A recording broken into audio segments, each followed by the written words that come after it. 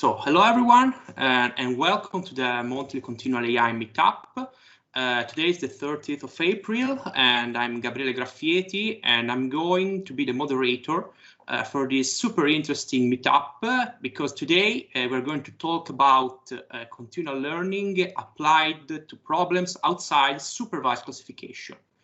And we have the pleasure to have with us Jhair Gallardo from the Rochester Institute of Technology, Xialei from the University of Edinburgh, Arthur Douillard from Sorbonne University, and Jiangpeng from Purdue University. Unfortunately, Jiangpeng cannot attend this meeting in person, but they sent me a video of his presentation, and we will broadcast the video after the three speakers, after the talk of the three present speakers.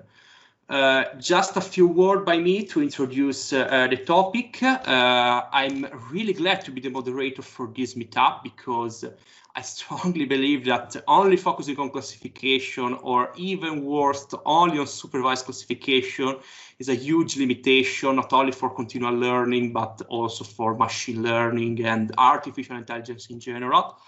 Since, in my opinion, the majority of interesting stuff about AI, ML, machine learning, and all this related subject arises when you match yourself with unsupervised training, with unlabeled data, because the world is full of unlabeled data. The data is often not labeled. I also believe that continual learning, yeah, of course, is still young, but it's going to reach a good level of maturity in the next few years in the supervised classification domain. But I believe that for continual learning, the real killer application will be unsupervised classification or unsupervised learning. So yeah, I'm really excited, and I'm looking forward to hear all of the talks today, and I hope it's the same for all of you. But yeah, stop talking, and let's start with the first speaker, which is Jhair Gallardo from Rochester Institute of Technology. And he's going to talk about self-supervised training enhances online continual learning. So Jhair, when you're ready, you can, okay, perfect. You're ready to share your screen super fast. You can start your talk, please. The stage is yours.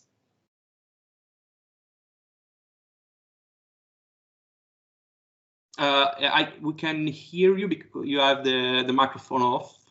Does it work now? Hello? Yeah, okay. Okay, yeah, my bad. Sorry. Okay, yeah, well, thank you for inviting me to this meetup. And hello, everyone. My name is Jhair Gallardo. I am a second-year PhD student in the Imaging Science department at RIT. I am working under the supervision of Dr. Christopher Canaan. And today I'm gonna show you our work titled Self-Supervised Training Enhances Online Continual Learning. So in an online continual learning paradigm, training instances are fed one at a time to the system. This system, it's only allowed to do one loop through the entire dataset, and it should be able to, it can be evaluated at any time during training. This learning paradigm is closer to how humans and animals learn, and also it's better suited for real-time applications because new instances are learned immediately. Online continual learning systems, usually they have a pre-training stage to initialize the features of the network. Existing methods use supervised pre-training for this. And the methods that are scaled to the 1000 category ImageNet dataset commonly use between 10% and 50% of the classes during pre-training. However, as we know, supervised features are prone to overfitting, and they require a huge amount of labeled data, which can be expensive to obtain. As is shown on this plot on the right side, from the DeepSLDA method, using a smaller number of classes during pre-training can drastically affect the performance of the online system. So on this work, we investigate the use of self-supervised pre-training which promotes more generalized features and doesn't require class labels. Further, we studied the impact of the size of the pre-training set on online continual learning performance. And also we studied the generalization ability of supervised and self-supervised features on datasets that were not used during pre-training. So self-supervised learning has drawn massive attention during the recent years for its data efficiency and generalization ability on visual representation learning. And it's the ability of self-supervised methods now are rapidly approaching to the supervised method, as you can see on these two figures. So self-supervised learning promotes the acquisition of category agnostic feature representations by solving pretext tasks. So for example, the very first papers that were working on this, they will do some stuff like predicting relative positions or predicting the rotation of the image or solving a jigsaw puzzle. But recent state-of-the-art works use a form of contrastive learning where the model learns which data points are similar or different based on feature similarity. So in this work, we compare the discriminative power of supervised features to self-supervised features learned during pre-training for online continual learning. So we tested 3 different pre-training approaches. Obviously, we have the baseline, which is the standard supervised pre-training, which is trained using cross-entropy with labels. For self-supervised pre-training, we test 2 different methods, MoCoV2 and SWAP. So MoCoV2 trains an encoder network such that the query images should be similar to their closest key images. And also they should be dissimilar to other keys that are stored in a memory buffer, and they use contrastive loss. In the case on SWAP, on the other hand, it doesn't compare image features directly. Instead, it learns to assign clusters to different augmentations of the same image. And later it performs a swap prediction mechanism where it predicts the cluster assignment of one view using the representation of another view. So we chose these 2 methods because they do not require huge batch sizes for training, which has been a common trend on self-supervised learning.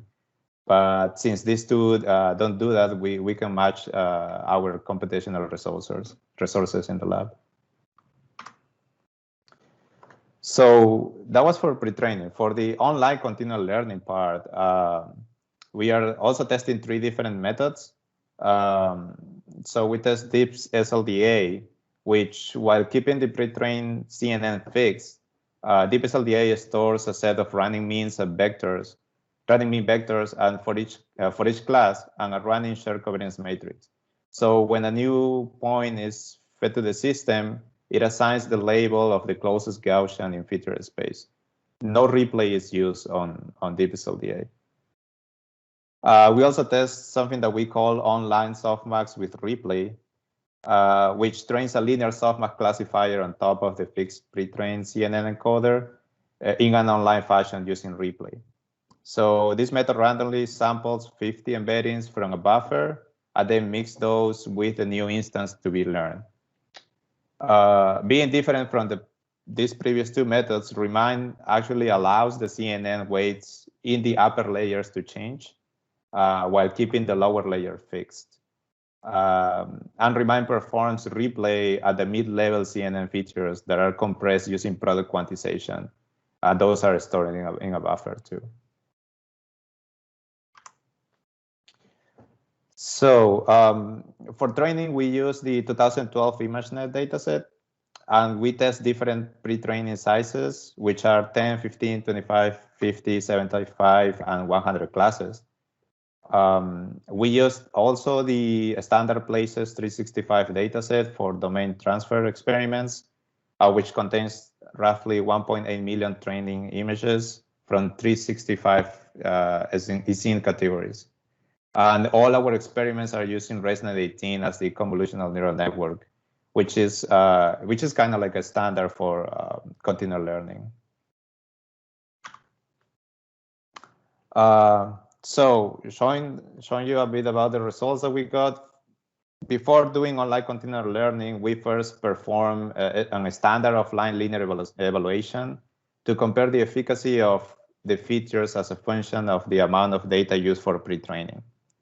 So doing this allows us to measure how general are these features, these pre-trained features, without worrying about catastrophic forgetting, because it's just an offline linear evaluation on top of the fixed features. So table 1 shows you the performance of the features that were pre-trained on a set of classes and then were evaluated on the same set of classes.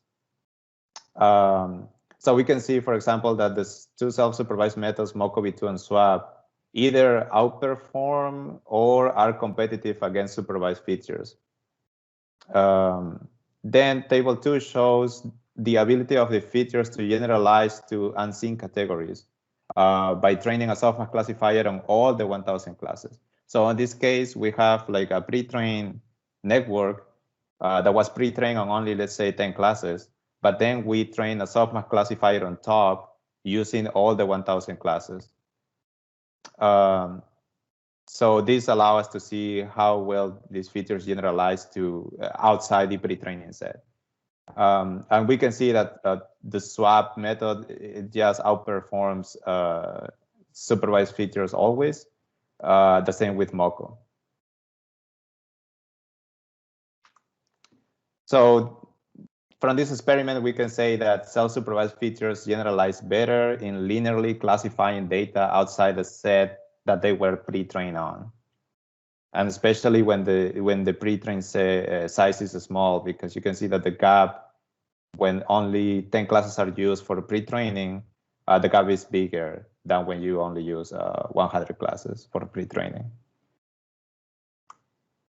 So that was a linear evaluation experiment that we did, but now I am going to show you the results for the online continual learning part. So as I said before, we tested 3 different online continual learning methods. In the case of DeepSLDA, the results show that Swap outperforms supervised features when the pre-trained size is less than or equal than 75. And for the case of Moco, it also surpassed supervised features, but only when it's less or equal than 25 classes, the pre-training size. In the case of online softmax with replay, Swap performance surpasses supervised features all the time. As you can see, that's the middle figure.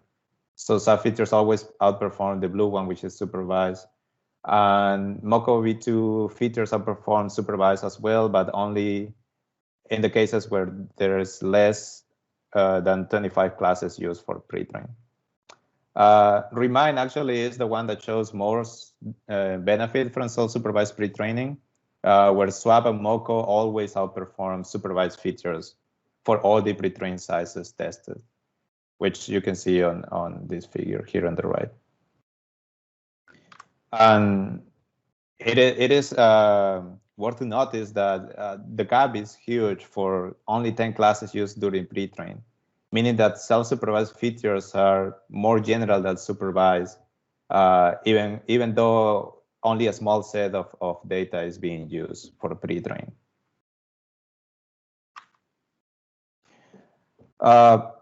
If we use the standard 100 number of pre-trained classes that usually is used in online continual learning, especially on the Remind original work, Remind with Swap features achieve an average top 5 accuracy of 83.55, which is roughly 4.87 absolute percentage improvement over the supervised results reported in the original Remind paper. So here on the image on the left, you can see the learning curves. This is a figure adapted from the original Remind paper. What we did was we just added the Remind plus Swap case. And you can see that there is an improvement over the original Remind paper. So we also did some experiments on domain transfer. So we studied how will self-supervised pretraining of features on one dataset generalize to continual learning on another dataset. So for example, we do pretraining on ImageNet, and then we continually learn on Places 365. For these experiments, we only use deepSLDA, which is the fastest method to run out of the three that I have shown you. We found that swap features generalize the best, which still confirms our previous results, even on domains transfer. Although the difference between the 10 classes pre-trained case and the 100 classes pre-trained case, the difference between those two is not that much for swap. It's only like 3.05%. We can see that swap outperforms supervised features trained on 10 classes on pre-trained on 10 classes only by 12.76%. That would be like this gap between this 13 and 26. So still even in domain transfer, those features that were learned on the ImageNet with self-supervised methods outperform the ones on pre-training with supervised method on ImageNet. So on this work, basically, we demonstrated that self-supervised features consistently outperform supervised features, especially when only a small subset of the dataset was available for pre-training. We believe we set a new state-of-the-art performance for online continual learning by pairing remind and swap. And we have 14.95 top 1 relative performance gain. So to explain that, we have this figure in our paper, which is showing you the increase over the supervised performance for the remind case. So that 14.95 will be this red bar on the 100 classes case. But as we see here in this plot, if we decrease the number of pre-trained number of classes, for example, on 10, we have a huge gain in performance using swap compared to supervised. And we say that self-supervised learning is desirable because it reduces overfitting, promotes generalization, and it doesn't require labels, which can be costly to obtain during pre-training. And well, that's it for my part. Thank you. And let me know if you have any questions. Wow. Thank you very much, Jhair, for your great presentation. I really like him.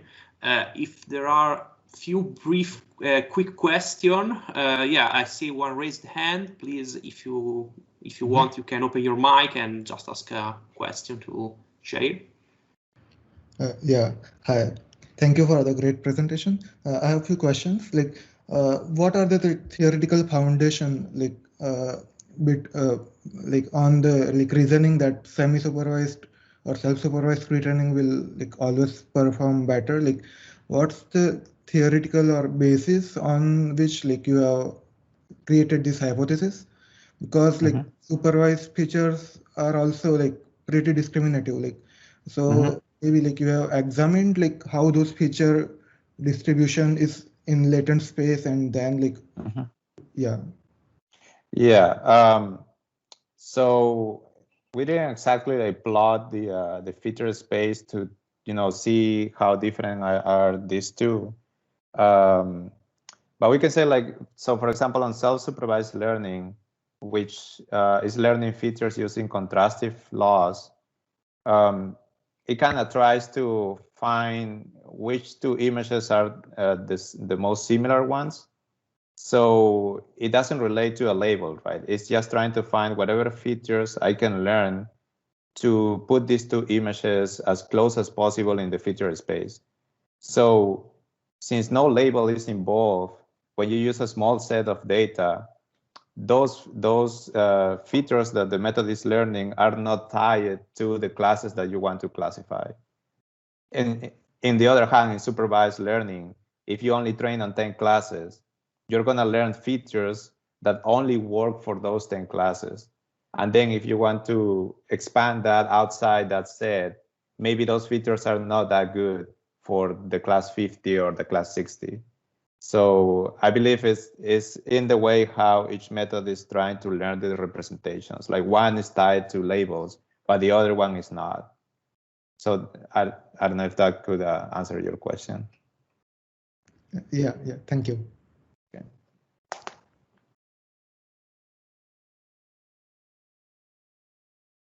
So more questions, let me know.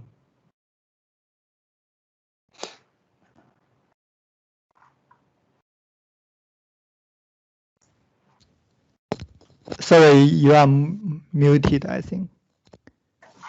Oh yeah. Oh, okay. Yeah, I'm so sorry. Yeah, I'm sorry.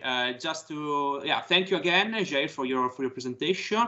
If you have any question, you can write them on the chat, or maybe you could wait until the end of all the talks. There is a discussion with all the speakers, so you can ask all the questions you want. But now I think we are going to the next speaker, who is Xialei Liu from the University of Edinburgh. And it's going to talk about continual universal object detection. Okay, when you're ready, you already share your slides. Perfect. When you're ready, you can start your talk. Please, stage is yours. You're muted, I think. Yeah, today we have many problems with the microphone. Okay, you're still muted. Okay. Okay, right. okay. Now we can hear you. Okay, perfect. Okay. Thanks for having me here. My name is Xialei, and this work was done when I was doing internship at AWS Amazon. Currently, I'm a postdoc at University of Edinburgh. This work is the multitask incremental learning for object detection. As you can see from the title, it's a task incremental learning setup. So for object detection, normally we have different data sets. Normally, all these detectors are task data set specific. So we normally train one detector for one specific data set. In 2019, Wang et al. Proposed a benchmark which include several different detection data set. So the idea is to train a universal object detector to be able to detect from all different data sets. However, we can see one drawback is we need to access to the data at the same time. So we just followed this paper, and we propose to learn this universal detector in continual learning way, like without forgetting. So like we have several different data sets, then in the end, we would like to learn all these data sets one by one. In the end, we would like to have a detector to be able to work on different data sets. So in this work, there are mainly three aspects. So the first one is we did some forgetting analysis on different scenarios. So here by different scenarios, here I divided it into two axes. So the capital Y it means the label space of different data set, and the capital D means the domains or styles of the data set. So as you can see, for example, the comic and the watercolor data set, they have exactly the same label space, but the style or domains of these images are totally different. And also, for example, the kitchen dataset and the kitty dataset, they are from totally different things. So in this work, like we would like to see how forgetting happens in these different scenarios, to see like which aspect is most relevant to forgetting. And then we also proposed two techniques to avoid forgetting. The first one is attentive feature distillation. There are quite some like related work on knowledge distillation. Also, it is quite popular in continual learning. We have seen like many works are based on this knowledge distillation. It seems like it works quite well. So there are several works like probability distillation, which is the one like we just calculate the distribution difference between the teacher network and student network in the output of the network. And there are also some other distillation techniques like feature distillation and attention distillation. So basically here, like we can leverage some knowledge from the intermediate features and also maybe some kind of attentions. And in this work, so because this is for object detection, so we were thinking what can be important for object detection. Obviously, like this spatial information would be very important on image detection. So therefore, we propose two attention mechanisms. The first one is the bottom-up attention. So this one is from a previous paper. Like basically, we can just sum all the values for each channel, and then in the end, we end up with this attention map. And another attention we consider is top-down attention. So the basic idea is to just get some attentions from the ground truth. So the ground truth could be the overlapping between the proposals and the ground truth bounding box. So here are some examples you can see. The top rows are original images, and then the medium rows are bottom-up attention. So the bottom-up attention can capture some like edges or details of the images, and the top-down attention is quite straightforward. Like it can get the foreground bounding box basically, but because like we also use the network predictions, so we can say it's not exactly the foreground, but also some like nearby pixels. And with this attention mechanism, we end it like a regularization term, like other attention method. And the next one we proposed is called the adaptive exemplar sampling. So normally we have seen like in classification, random sampling works quite good, and there are some other sampling methods which can improve slightly based on the random sampling. So in this work, considering the problem of object detection, so for each categories, because the images normally have a different number of bounding boxes.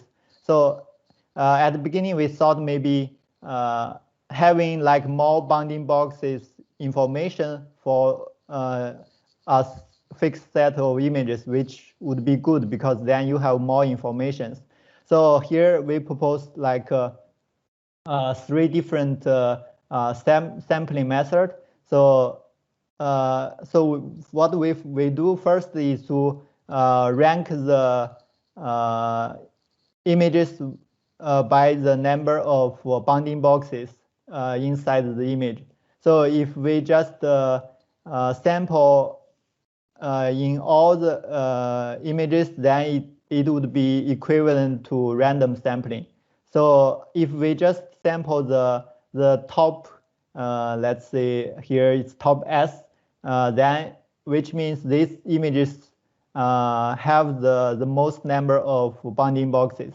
So then in principle, we should have more information by having a fixed budget. Another sampling is we just cut this by a number of thresholds, then we random sample among these samples. So by doing this, the good thing is if we just sample the hard samples, these samples are often very similar. So then actually we lose kind of diversity in the exemplars. And especially it works quite well in the video-based data set. Yeah, here is the overall architecture we used in our work. So it's basically a faster architecture. So the white boxes are from the first task, the previous task, and the blue boxes are from the current task. So the white boxes are often fixed. And you can see here, after the region proposal, we have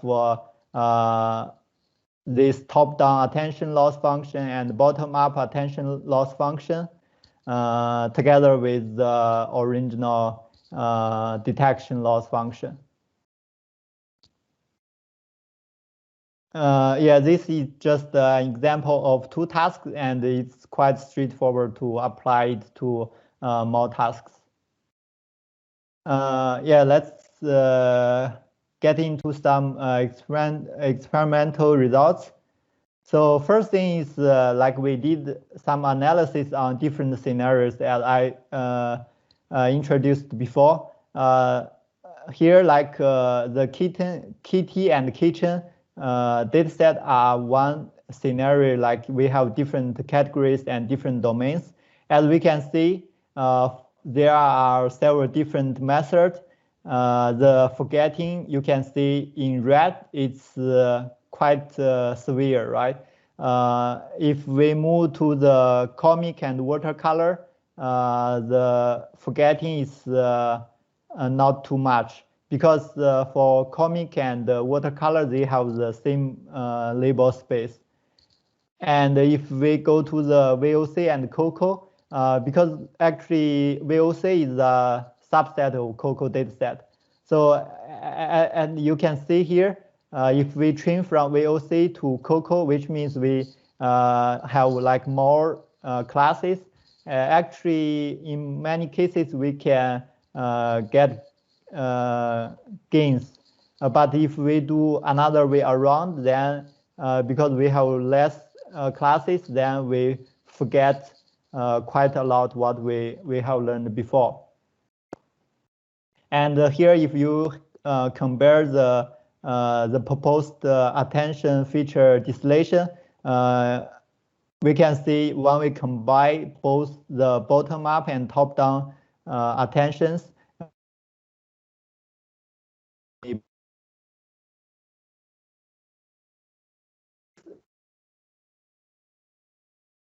and this slide shows if we use just 100 exemplars for the previous task, and you can see here we compare with some regularization method. We can see in general with these 100 exemplars, we already can get very, very good performance. If you compare with the first row, the second row, and the third row, which are the fine-tuning using or without using exemplars. So from here, we can see exemplars is quite important, even with vanilla fine-tuning. This is actually consistent as we observe in classification. And by using EWC or MAS, we can improve quite a lot based on the fine-tuning. But as we can see here, using our proposed method, we can achieve even better performance. It's like 3 or 4% away from the joint training. And we also did an experiment by using different number of exemplars. The general trend is like with more exemplars, we normally can get better performance. This is also consistent as we see in classifications. And yeah, this is one example of our detection results on VOC. And the top row is for fine-tuning, and the bottom row is joint training. As we can see, for fine-tuning, it missed some bounding boxes, or there are some wrong bounding boxes. But for our method, normally we are quite close to joint training. Of course, sometimes we still make some mistakes. And we also did some experiments on more tasks. As you can see here, it's a experiment with 3 different tasks. And here we only compare with the fine-tuning with exemplars. We can see we achieve like about 5% better. And also we did another experiment with 6 tasks. And as you can see here, we basically learn from VOC, clip art, kitty, and so on. And for each row, this is the forgetting after learning each task, right? So if you like sum up the values for each row, it means like how much forgetting for this task. Like for VOC, after learning all the tasks, if we sum up all the values here, it would be quite a lot. And the right side is the matrix for hours. And normally, like the lighter the color means the better performance and less forgetting. So we can see in general, even in this long sequence, we obtain less forgetting. Yeah, there are several takeaways. So first thing is forgetting actually is quite different for different scenarios. As we can see in the example of KT and kitchen, or comic and watercolor, it's a kind of complicated situation. And what we proposed, like attentive feature distillation, it outperforms the other baselines and also some other regularization-based method. And we also observe that exemplar sampling, as I mentioned before, it's more helpful in video-based dataset when there might be overlapping frames in the dataset. In that case, it's better to sample some more diverse samples instead of only focus on the number of bounding boxes. And when we go to more tasks, it's still very challenging on object detection. So yeah, that's basically from my part. And if you have any questions, I'm happy to take it now. Okay, yeah, thank you very much, Xialei, for your great presentation. If there are few quick questions, please raise your hand. Okay, I already see a raised hand, so please go ahead, open your mic and ask your question. Hi, thank you for the presentation. I was actually curious about the position in the network where you do the attentive distillation. Could you explain that a little bit, please? Oh, right. So the framework I use is FATA-RCN. So I believe there are like 4 residue blocks. So after the residue block, I did the bottom-up attention, because here at this point we have this spatial features. And yeah, then we have the region proposal networks. After the region proposal networks, we have actually another kind of residue block. And so is the distillation on the whole, on the n features from the 4 blocks? Yes, yes, yeah. Okay. Yeah, I was also curious about the bottom-up attention you said. Does it come from the ground truth boxes? Right. So it's not the exact top down. Okay. Yeah, it's not exactly the ground truth bounding box, because we still want to like have some like neighborhood pixels. So what I did is because we have the network predictions, so then we have this proposal prediction. So basically, I just select the overlapping between the bounding boxes and the proposals. So there is a threshold, like when we have like larger overlapping, I consider it's also important here. So you can see it's normally it's a bit larger than the real bounding box. Okay, thank you. You are welcome. Okay, thank you again, Xialei, for your great presentation. Unfortunately, we are running out of time, so if you have any other question for Xialei or for Jhair, please write them in the chat or ask them at the end of all the talks.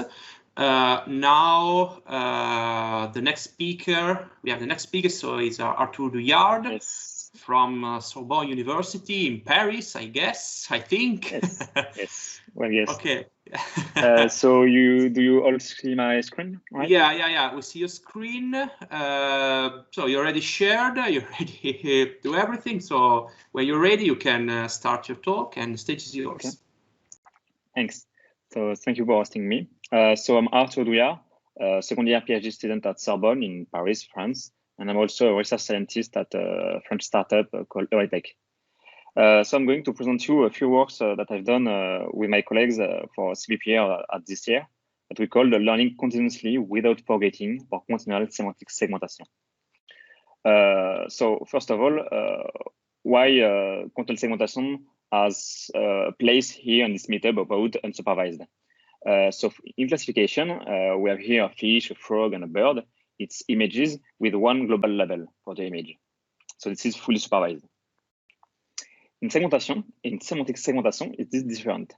For those who don't know, instead of classifying only one global label for the image, we are going to classify one label per pixel, meaning that every pixel is going to be assigned a class. So as you can see here, we have a child that's blowing candles on table. So the table is in, and the candles and the cake is in orange, which is the class table, while the child is in red, which is the class person. So every pixel is a class in itself. And likewise, for example, with the cow, I only have one class, the cow, but it's here labelized in green. Usually we labelize in black what we call the background, which is kind of the universum, like everything other than the class we want to label. So this is a very different setting from the classification, but semantic segmentation is actually quite related to other settings like multi-label classification, where we don't have one label but several labels, but both at the global level of the image, or object detection, where we can have several objects per image. So what happens in continual segmentation for continual learning? So this is where the thing gets interesting. So for example, we are going to want to learn on this image, first the car, then the dog, and then the person. So it's a class incremental. So we don't have access to the task ID, and every time, like in the usual class incremental for classification, we are going to learn only the images given a car only given dog, only given person. But here, as you can guess, this image has the 3 class. So we cannot split this image in 3 halves. So we can review the same image or review other images. But it means that maybe when we're going to sample an image, they will have a label from the future or the past. So in order to be clear, I made some example. Here, you have 2 rows. The first row is the task ground truth. So this is what you want to learn and to label. On the bottom is what the model is going to predict, ideally if it's a perfect model. So as you can hear here, only the car in gray is labelized. So this is the first task. Then we are going to learn the second task, where we are going to label. So for example, in the same image, or it could be on other images, we don't care. We're going to label the dog here in purple. But our model doesn't want only to predict dog. He wants to predict dog and car, because he wants to keep the previous knowledge and evidently not forget. So our new predicted mask will be bigger, will be more complex with 2 tasks. And then we also can want to learn person. And likewise, our predicted mask will have person, dog, and car. So as you can see, here's the problem. Contrary to image classification, we want to learn classes, but that could coexist together. So for example, in the task 2, I only have the second class that's labelized. So I only have the dog class that is labeled, but I can see classes like person or car that are future classes or all classes. And this past and this future are in the image, but they are not labelized. And as you can see here on the picture, they keep in some kind of a black overlay, which means that considered as background. So we don't have any access to the label here. And this is a very big problem, because if I'm learning simply naively only the current mask, so for example, the dogs, well, I'm going simply to forget everything about the cars. So catastrophic forgetting is often found in image classification, but it's even worse in continual segmentation, because the image, you can see here the image car, but the label has changed. But we don't want to learn this fake label. And I think this setting that was introduced from last year CBPR by Fabio Samelli is very interesting and is very realistic for real-life application. One of the most famous application that you can see with a lot of advertising from a startup like Tesla is autonomous driving. Autonomous driving wants to learn ideally a perfect semantic segmentation of the street. So we want to be perfect on this, but it's very costly. So ideally, we will first want to learn the basic classes. So for example, the road and the sidewalk that are mostly the same everywhere in every country. But then we want to specialize classes. For example, I want to learn car. And then if I'm going to another country, I want to learn tuk-tuk. But I want to learn incrementally new classes because the streets are not the same if you are in Paris, New York, or Bombay. And this is very interesting because in this setting of continual segmentation, we don't have to label the image fully. So we don't have to label everything, for example, like the road or the sidewalk, but we can only label it, if we want, only the new classes, which is very faster in order to labelize by a human. In order to give you some kind of idea about it, image classification usually in my company take 5 seconds per image to classify. So it's very quickly. But semantic segmentation, depending on the granularity and the level of precision of the segmentation map, it can take between 5 to 30 minutes per image. So this is very, very costly, which has a huge time and a human cost. So if we can simply learn the new class, it would be perfect. So this is why I think continual segmentation is actually some kind of unsupervised or actually with supervision, because the labels are here, but partially. So how can we deal with it? So I'm going to show you the PLOP strategy that we define in order to work on this. So as you can see here on the screen, there is 2 main laws. One we call local pod and one we call pseudo for pseudolabeling. So first, I'm going to talk a bit about local pod, but I will be quick about it because it's interesting for the problem, but it's not fully in the spirit of unsupervised. So pod and local pod is based on the pod. So pod was a paper I made at last year's ECCV, where we wanted to design knowledge distillation that was applied on a feature. So knowledge distillation usually made some kind of constraint. So we want a constraint between the old and new model in order to preserve the same behavior. So the same behavior can be defined with a lot of different manner. It can be a distance, for example, on the weight, like AWC does, or on the gradients, or on the probabilities. We wanted in this paper, in pod, to make a constraint in the feature, because we thought that we don't want to constrain only the output of the model, but we want to constrain the intermediary representation at every level of our convolutional neural network. So our first intuitive solution was to, for every intermediary feature maps, we want to do a L2 distance between the old and the new feature. So this was our intuition, but it doesn't work at all. It's way too rigid because it has a lot of constraint. It's very sensitive to outlier, and moreover, there is no spatial prior that we can incorporate in it. So the solution of pod from last year was to do a distance between spatial statistics. So I'm going to be quite quick about it, and if you want, you can read this paper. But there's a lot of different spatial statistics that we can compute. Here, the statistic that we choose was based on some kind of long-range attention. So we were computing a width pooling and a height pooling. So it's simply you do an average pooling, but alongside only one dimension, the vertical or the horizontal dimension. And by doing so, we could compute some kind of attention across a whole axis. Sorry, that is my cat that is crying. So we are computing this kind of statistics for both network, the old and the new. And then we are doing the L2 distance for those statistics. And as you can guess, the result was much, much better. So our first intuition was, if pod was so good for image classification, as we designed it at first, we wanted to do for continual segmentation. And we tried, and it was quite effective. So as you can see here, UNCAD was the previous distillation incorporated by Fabio Cermelli in its CVPR for continual segmentation. So with pod, we are able to be better than it. So we are happy, but we thought that it could be better because segmentation is not classification.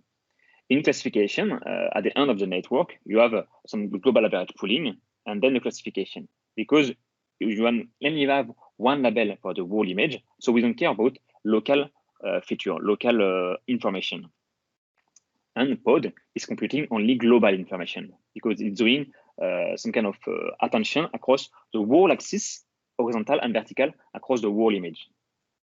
So our solution was to incorporate multi-scale into pod. So we can do as much scale as we want. Evidently, it's becoming not as effective if you have a 10 scale versus 3 scale. But here, I'm showing you 2 scale. So the first scale is simply using the whole images, which is equivalent to pod. And then on the right, I'm showing you when we have a 1-2 scale, where there is 4 embeddings of the pod. So simply, we're computing the pod embeddings, so an horizontal and vertical pooling only for a small part of the image. And the intuition behind that is that we want both of them. We want the pod because we want to have a global statistics in order to preserve the global information of the image, but we also want to have local statistics in order to preserve the local information that is essential to continual segmentation. And the results were very good, and we were very happy about it. So I'm not going to gloss too much about the result, but there is this is called the mean IOU. So it's a metric in continual segmentation that is between 0 and 100. Evidently, the higher is the better. And as you can see, in all metric, we had a huge improvement over pod and previous existing losses. So local pod, I think it was very interesting, and also pod, which is actually quite similar to the idea that Xialei also presented previously with some top-bottom and bottom attention, where this kind of distillation loss are based on the intermediary representation, which are totally agnostic to the class. And if we are as much as possible agnostic to the class, well, we can be applied more easily to unsupervised data, where we don't have a clearly defined classes. So this is one part why local pod is interesting for non-supervised classification or segmentation. The second part, lost pseudo, was in order to correct the problem of the partially labeled image that made the content segmentation a very interesting and hard problem.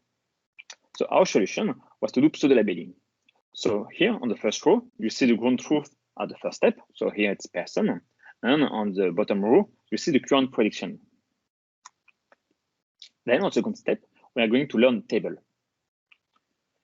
What are we going to do is we're going to use the previous model to do some kind of pseudolabeling. So we're going to use the previous model who has a knowledge of the person, and we're going to colorize actually the new ground truth in order to have both the table, which is the current ground truth, and person, which is common pseudolabel. So as you can see on the image, the pseudolabel for person is not perfect because it's only a pseudolabel, but it's good enough and better than nothing. And now the current prediction can both incorporate the table, the new class, and the person. And we can do it as much as we want in order to learn correctly. We had some experience in order to see if the pseudolabeling was not itself forgetting and predicting and hallucinating bad pseudolabel. And actually, it was quite okay, especially because we incorporate some kind of modification of the pseudolabeling. In pseudolabeling, the previous model is going to create label at each pixel. But we don't want the old model to create label at every pixel. So evidently, we don't want the old model to create label for the pixel that we know it is a new class, because here the ground truth is well defined. But we don't want neither the old model to predict label where it's unconfident, where it's uncertain, because we don't want to propagate the uncertainty and the error of the old model across the whole continual stream.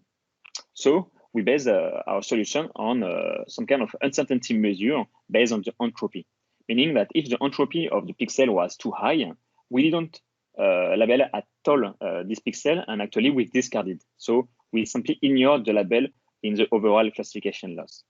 By doing so, as you can see here on the table, the light orange label are discarded label, while the dark orange label are kept label by the pseudolabeling. Therefore, our model could learn only on very confident label by the old model. And we could actually, as you can see here, on the final model, it can learn both the bottle, the person, and the table as a fully supervised model, while the data is actually unsupervised, or actually partially labelized, because only the bottle is labelized as the final step. So this solution proved to be also very effective and more effective than UNTE, which was the modification of the cross entropy introduced by Fabio Xialei at his last year CVPR. And as you can see also here, I have also written on the bottom row the Pseudooracle. So the Pseudooracle is what could be the pseudo loss if my previous model was perfect and made no mistake. As you can see here, it is obviously better than our solution, but it's not that much better.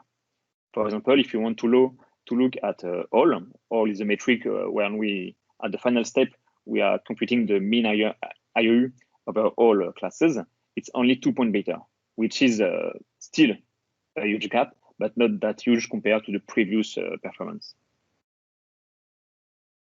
So just to show you here the final experiment. So we did a lot of experiments in several data set. Here I'm showing you only on Pascal VOC. We are going to learn 20 classes. Here there is a vocabulary introduced by Fabio, where, for example, 19.1 means that we are first going to learn 19 class, then 1 class. But it's not very interesting because there is only 2 tasks, which is not a very long continual stream. More interesting settings are 15.1 and 10.1. In 15.1, we are going to learn 15 class, then 1 class, then 1 class, then 1 class, until we've seen the 20 classes. And as you can guess, the 10.1 setting is the same idea. And in those settings, you can see that the forgetting is extremely big. So if you, I think most of you know the paper AWC from DeepMind of 2016, which was a very good and it's still a good method. But actually here on setting like 15.1, it's actually completely crap. The performance is almost random, so it doesn't work at all.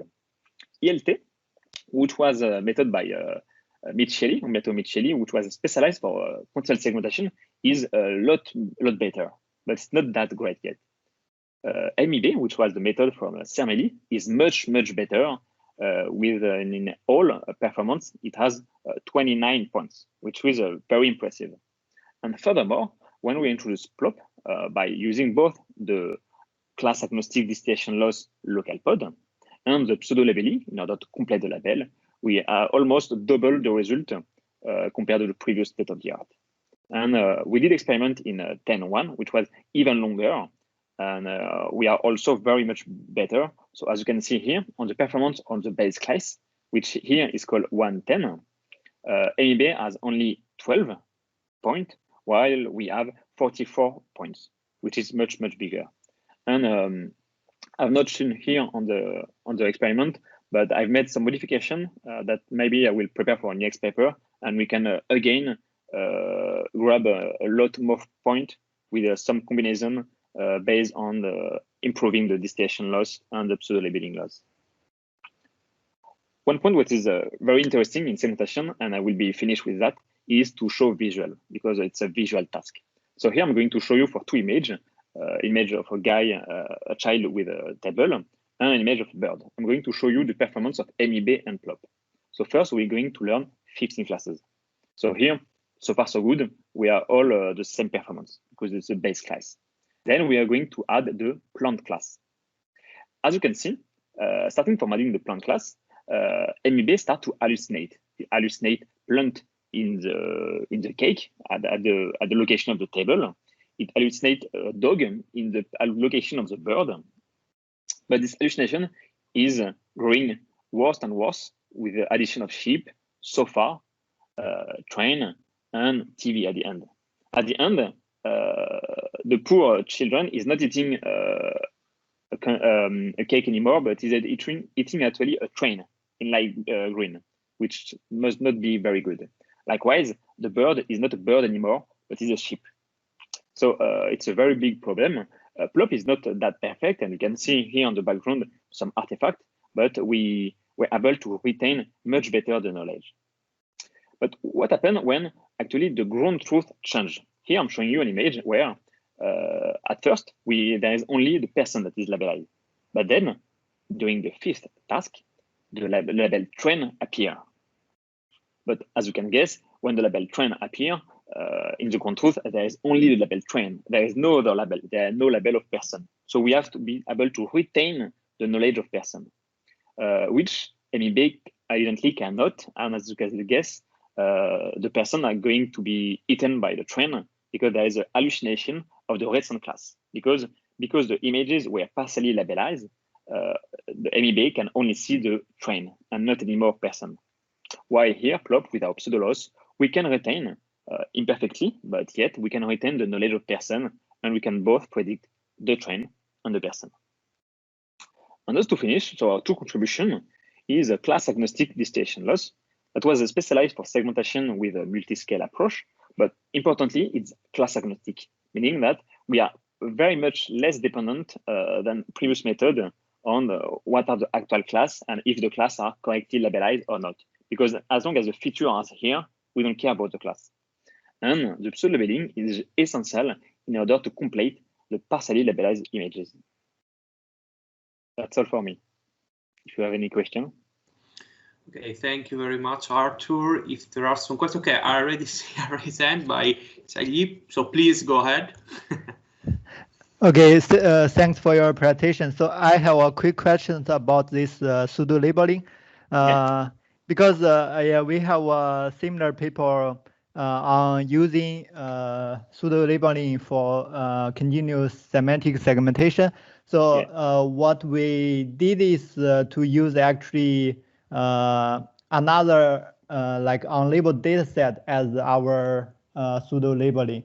Because at the beginning, when we first tried actually this like very similar to what you proposed, but we found actually for your when you train on your current task, because you have very little data, right? So it's normally sometimes it's not guaranteed like you always in your current task have the pixels from previous task. So in that case, yes. yeah, I don't know if you also see this in your experiment Yeah. or. Exactly. So it's I'm preparing a journal extension of my paper, and indeed, as Xialei say very well, the pseudolabeling only work if the class are actually present in the image. They cannot be pseudolabeling if the class person is not in the image. So this is the problem. It is why pseudolabeling is not perfect. So I've tried and I implemented your paper, Xialei, and I've also implemented a pod using a Coco dataset, and it's worked very well indeed. But one solution that I'm currently working on is to base on rehearsal learning, because as you can guess, you cannot do perfect pseudolabeling because the image doesn't always have the correct object. So you can either use, as you did, Xialei, an external data set like Coco, or do rehearsal learning. And I think both methods have both advantage and disadvantage, which need to be pondered. But yeah, I'm working on it on a paper about it, so we can chat about it later if you want. Okay, perfect. Thanks. Okay, I see another raised hand, so you can open your mic and ask your question if you want.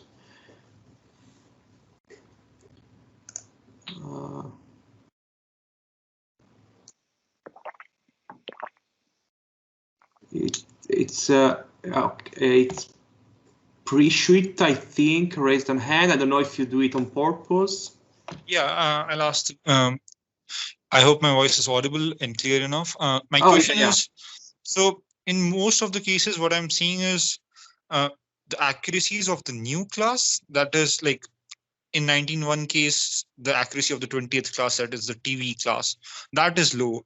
Whereas in classification, what we see is like forgetting mostly happens on the initial classes, and we can see like relatively better performance in the later classes. So yeah, so this is a very interesting remark. So you know, to paraphrase what you say is like as you or maybe see here, for example, if I'm taking the 15.1 task, there is 4 metric. That is all. So it's the final mean IU over the whole data set at the end. Average is average at each task. And what is interesting is here 115 and 1620. 115 is at the end of the training, the performance on the base class from 1 to 15. And 1620 is the performance on the incremental class. And as well remarked, the performance of base class are much better than the new class. Here it's 65 against 21. And the performance is the same for MEB, for example, it's 35 against 13. So why this? And the best explanation that I've come up with is that the performance of the new class are very bad because it's harder to learn new classes, and because the pseudolabeling is sometimes imperfect, or as say Xialei, the image doesn't contain all previous objects, so the pseudolabeling cannot uncover those previous objects. And most of the time, we are going to learn a new class, for example, TV, but only this new class, only TV. And because we are going to learn only TV, we are going to over-predict TV, we are going to overfit TV, and our model, both MEB, ELT, or PLOP, is going to hallucinate TV everywhere. So as you can see here, more clearly maybe here, or here, the last task is train. Well, for MEB, for example, he overpredict, he hallucinate train. And in some situation, PLOP has the same problem. So the performance of the new class are much worse because we are overconfident and we overpredict, which lead to a lower mean IOU. Because contrary to classification, we don't want simply to classify the image, but we want to have a good mask. A good mask means that the label is correct, so it's a train and not a person, or vice versa. But we want also that the mask is correctly made, and we don't want the mask to be too big. So we want to have the correct size. And because the model is hallucinating, because it overfit on new classes, it starts to make a very big mask. So as you can see here, a mask way too big for the train, and in a result, it leads to a much lower mean IOU. Did I answer your question? Yeah, thanks. Thanks a lot. Okay, thank you again, Artur. Now we have the last speaker, so Jiangpeng He from Purdue University. Unfortunately, he will not be able to attend this meeting in person. He's really sorry about that, but he sent me a video of his presentation, which is named Unsupervised Continual Learning with Pseudolabels. So I'll try to reproduce the video here for all of you, just to conclude our our meetup. And after the talk of Jiangpeng, we could start the discussion. So you could ask all the question or to all the speakers. I'm sorry, we are quite late, so I would ask to all the speakers if it's okay for you to be here after this video, or you have Sure. Okay, perfect. Sure. So I'll try to reproduce the presentation. Okay, let me know if you can see or hear the presentation. Can you hear? We cannot hear. Oh, okay. Yeah, I understand why. Same error as before. Okay, now I think you can hear him. And computer engineering. So Yeah. Okay, perfect. Hello everyone, this is Jiangpeng from Purdue University School of Electrical and Computer Engineering. So it is my pleasure to present our most recent work, the unsupervised continual learning via pseudolabels. So the paper is submitted in mid-April and is now available in the archive preprint. The source code is being prepared, and I will add a link on the web page when it is done. So here is a brief introduction for the continual learning problem. So in general, it aims to learn a sequence of new tasks continuously instead of retraining the model from scratch whenever observing a new task, which is not practical and will require a lot of time and computation resources. So the main challenge for the continual learning is called catastrophic forgetting, where the model will quickly forget the already learned knowledge due to the lack of the old training data. So currently, the continual learning is studied under different learning scenarios. So for example, based on different learning objectives, it can be divided into the task incremental learning, class incremental learning, and domain incremental learning. So in general, the task incremental learning uses a multi-head classifier, which with each head of the classifier corresponds to each of the new tasks, and the task index will be required during the inference phase. So the second one is the class incremental learning, which uses a single head classifier. So at any time during the incremental learning, it should be able to classify the data that belonging to all classes seen so far. So the last one is domain learning, where the domain knowledge is changing over time. The continual learning can be also divided into the online scenario and the offline scenario. So in the online scenario, so each data is used once and one by one for training the model in the online scenario. So in this work, we focus on the continual learning for the image classification task under the class incremental setting, and we evaluate our method in unsupervised case in both online and offline scenarios. I include, so in the bottom, I include a citation here which describes these scenarios in detail. So if you are interested, you can look at this paper. So currently, most of the existing work focuses on the supervised case, where the label for each data is required during the continual learning phase. But in real life, most data are obtained without label, and data annotation requires plenty of time and human efforts. And also, we cannot guarantee that the annotated data is correct for training. So on the other hand, the unsupervised continual learning has not been well explored yet.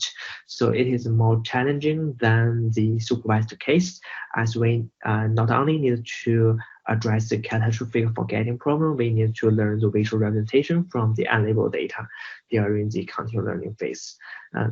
So we have in our paper, we have a brief summary of the existing unsupervised continual learning methods. So if you are interested, you can find that in our paper. So in this work, we propose to use pseudo label for the continual learning from unlabeled data. So here you can regard the pseudo label as the label that generated by the algorithms instead of by the human supervisions. So the concept of pseudo label is widely used in many other research areas, such as the semi-supervised learning and unsupervised learning, but is rarely explored in our continual learning area. So as shown in this figure, so the left-hand side shows the existing supervised methods, where the first step is should be the data annotation, and we use both the data and annotated data and label to perform the continual learning. So the right-hand side shows our proposed unsupervised scenario, where we extract the feature embeddings of this unlabeled data and apply the cluster algorithm to use the cluster assignments as a pseudo label to perform the continual learning. So here H refers to the model in different continual learning steps. So here is an overview of our complete method. So our method makes continual learning feasible in the unsupervised scenario in only 3 steps. So as shown in the left-hand side in the figure, so the first step, we apply the feature extractor to extract the feature embeddings of the unlabeled data for the current task and apply the clustering algorithm to obtain the cluster assignments. So in this work, we propose to use the lower layers of the continual learning model from the last incremental step as the feature extractor. And for illustration purpose, we apply the k-means algorithm for the clustering in this work, but other clustering methods can also be used. So for the next step, we will obtain the pseudo label based on these cluster assignments. So here, M is the total number of classes seen so far before this current task I. So for the next step, we combine the pseudo label and the unlabeled data for the current task to perform the continual learning, just as in the supervised case. So, and the updated model HI will be, the lower layers will be used as the feature extractor for the next incremental learning step. So the right-hand side shows the pseudocode for our method in general case to learn a sequence of n tasks from 1 to n. Here is our experimental setup. For the data size, we use CIFAR 100, ImageNet 100, and ImageNet 1000 with different incremental step size. So we divide our experiment into 2 main parts. For the part 1, we compare our baseline method, which use the knowledge distillation laws and the exemplar replay techniques with the method, with the state-of-the-art supervised methods. And in the part 2, we show that our method can be easily embedded into existing supervised approaches to achieve better performance. So the objective here for the unsupervised continual learning is to provide the semantic meaning for clusters after each incremental learning step. Therefore, we apply two mostly used metrics. The first one is the normalized mutual information, NMI. So it measures the shared information between 2 cluster assignments. So, and it ranges from 0 to 1, where 1 refers to a perfect match. So the second one is called the cluster accuracy, which is calculated by firstly assigning each cluster with its most representative class, that is found by using the Hungry matching algorithms, and then it is calculated just as in the supervised case, which is the number of correctly classified images with over the total number of images. So both the NMI and the cluster accuracy are pretty standard metrics that are used in many semi-supervised or the unsupervised approaches. So here is the offline results for our experiment part 1. So we compare our baseline method in offline scenario with learning without forgetting, ICAL, end-to-end include learning, and hours plus supervised. And the figures below shows the experimental results for different data sets. So we have to note that the only difference between our supervised and the end-to-end include learning is that we do not have the data augmentation and the balanced fine-tuning steps. So we keep for the file comparison, we keep all the settings the same, such as the class order, the number of exemplars. So and we find that so our method in unsupervised case, which is the red dot, achieves promising results for of these data sets. So we have only very small difference with the supervised approaches. So here is our results in online scenario. So we compare our baseline method with the hours plus supervised. So the table shown below summarize the average cluster accuracy for all incremental steps on both the C500 and the Unite. So we found that so our method works a little better when the step size is small. So one of the reasons is that when the step size is small, so we have a better quality of the pseudo label, so that will achieve a better cluster accuracy during the continual learning. So and you can find more detail in our paper. So for the second part of our experiment, we show that our method can be easily embedded into the existing supervised approaches to further improve the performance. So for the offline method, we select the LUCIR and WA. So the first method replaced the original distillation loss with stronger constraints using the cosine normalized loss function. And the second one use add an additional batch correction layer for the to improve the performance.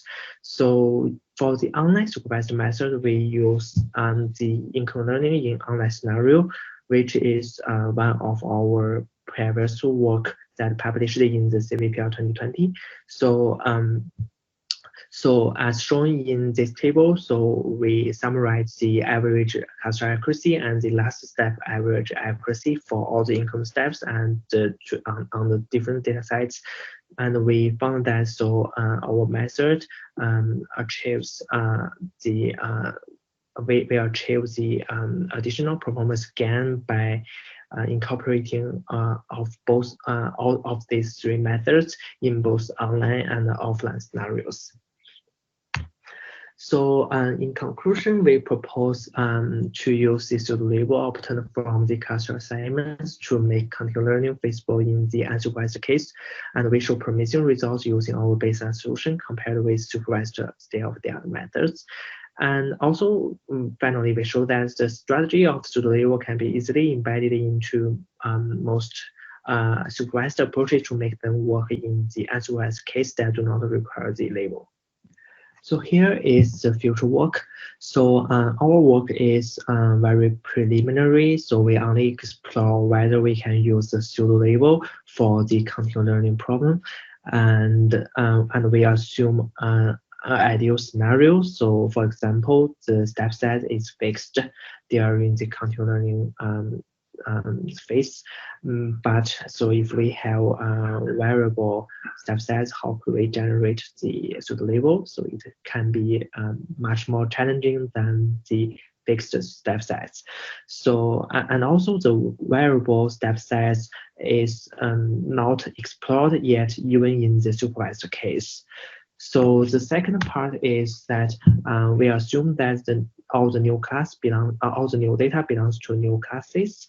But in real life, if we do not have the label of the new data, so we cannot decide whether it belongs to new or already learned classes. Therefore, the out of distribution detection, the OD, should be required as the first step for all the unsupervised continual learning method to firstly divide the input data into new classes and already learned classes, and then we can design the corresponding algorithms for the continual learning problem.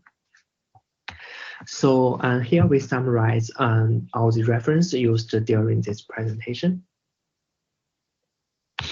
So for any questions regarding our work, so please feel free to send me an email, and I'm happy to answer your questions. So hope to join you in the future in person. And thanks for your watching.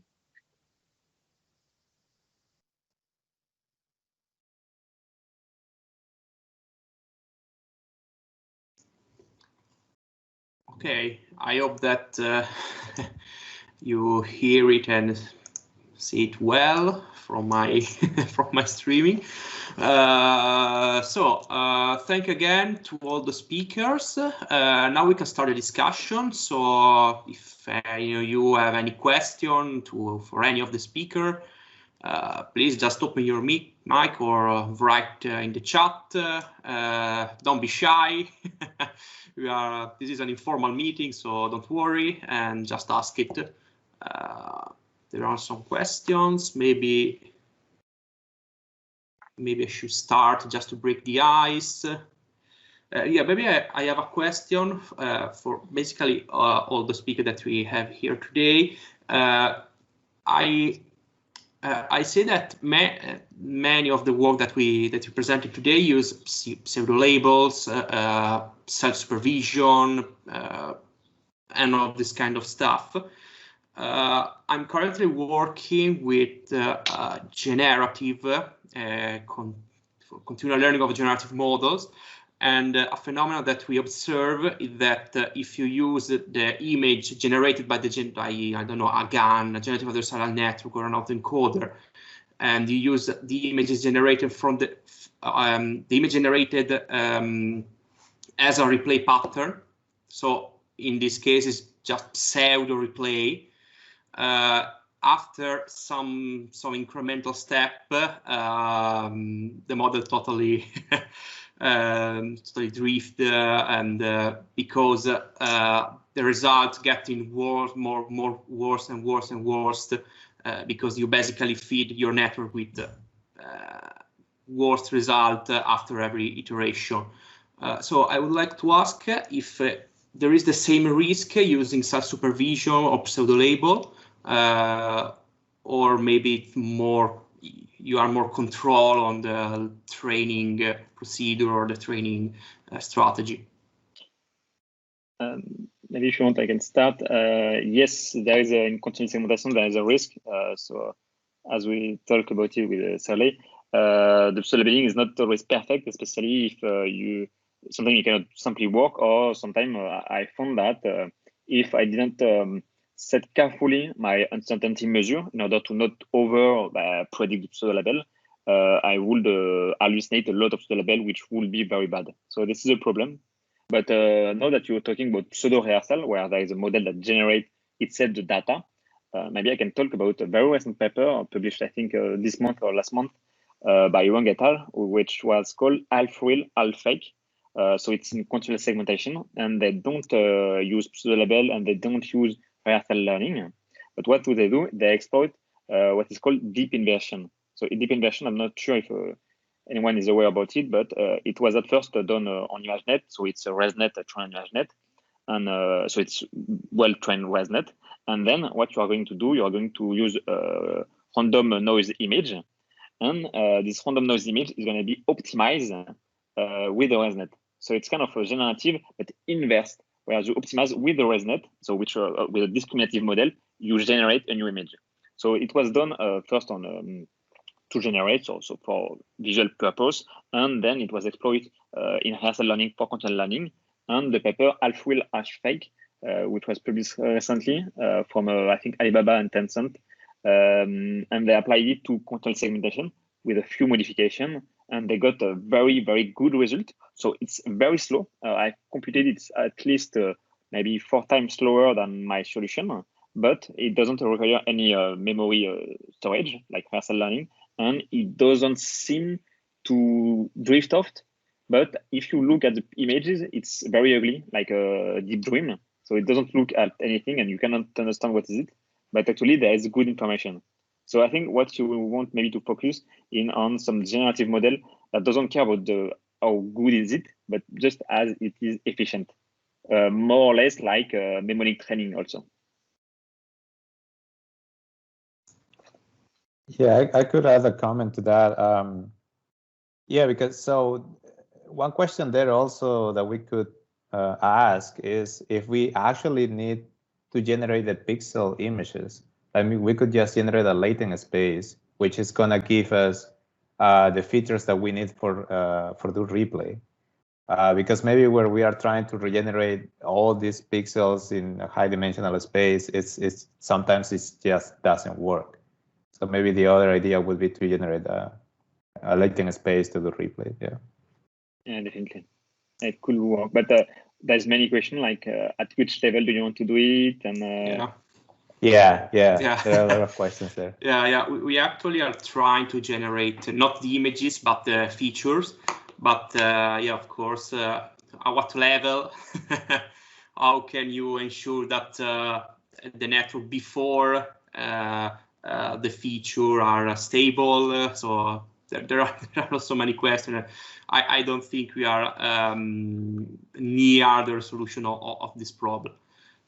So if there are any other question, I'm really sorry because it's almost 2 hours that we are here. So I know it can be really stressful for the speaker to be 2 hours concentrated and ready to answer all the questions. But if there are any other question, please raise your hand or write in the chat. Maybe if there are questions for the last speaker, Jiangpeng, who is not here, you can write him an email about his presentation. I'm writing his email in the chat. So,